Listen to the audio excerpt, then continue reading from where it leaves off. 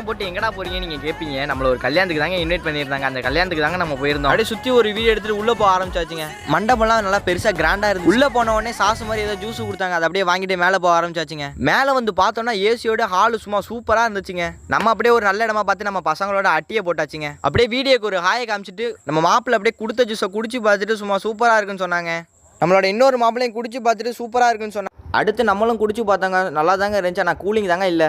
அப்படியே ஸ்டேஜ் டெக்கரேஷனை பார்க்கலான்னு வந்தாங்க. ஸ்டேஜ் டெக்கரேஷன்லாம் சும்மா சூப்பராக இருந்துச்சு. அப்படியே அதை ஒரு வீடியோ எடுத்துகிட்டு கீழே உட்காந்துருந்தாங்க எல்லாரையும். அப்படியே ஒரு வீடியோ எடுத்துகிட்டு கொஞ்ச நேரத்திலே பார்த்தோம்னா ஸ்டேஜ் ஃபுல்லாக க்ரௌட் ஆகிடுச்சு. கல்யாணமும் நல்லபடியாக முடிஞ்சிருச்சு. அடுத்து நம்ம பசங்கள்லாம் அழைச்சிட்டு சாப்பிட கிளம்பியாச்சுங்க. கீழே வந்து பார்த்தோன்னா சரியான க்ரௌடுங்க. நமக்கு ஒரு இடத்த போட்டு நம்ம உட்காந்தாச்சுங்க. உடனே இலையை போட்டு அவங்களும் சாப்பாடு வைக்க ஆரம்பிச்சிட்டாங்க. நான் வந்தது அந்த காதர் பாயோட மட்டன் பிரியாணி சாப்பிடதான். உடனே நம்ம மாப்பிள்ளையும் சாப்பிட்டு பார்த்துட்டு சூப்பராக இருக்குன்னு சொன்னாங்க. அப்புறம் நம்ம இன்னொரு மாப்பிள்ளையும் சாப்பிட்டு பார்த்துட்டு பீஃப் பிரியாணி நல்லா இருக்குங்க. ஆனால் வச்சது மட்டன் பிரியாணிங்க. அடுத்து நம்மளும் சாப்பிட்டு பார்த்தாங்க. நம்ம சேனலில் நிறைய பேர் பார்க்குறீங்க, ஆனால் ஃபாலோ பண்ண மாட்டீங்க. அந்த ஃபாலோ மட்டும் தட்டி விட்டுருங்க. பிரியாணி ஓரளவு ஆவரேஜாக இருந்துச்சுங்க.